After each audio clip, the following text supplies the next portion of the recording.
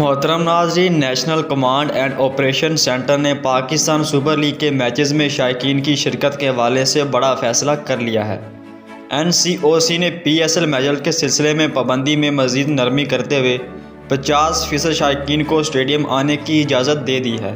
NCOC के एक अहम इजलास में मुल्क में कोरोना की सूरत-ए-हाल पर तफसीली गौर किया गया और मुतअद्दिद अहम फैसले किए गए।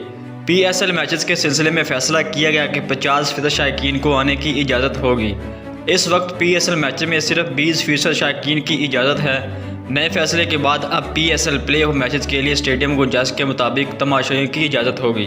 ताहम कोरोना SOPs पर मुकम्मल अमल दरामद होगा।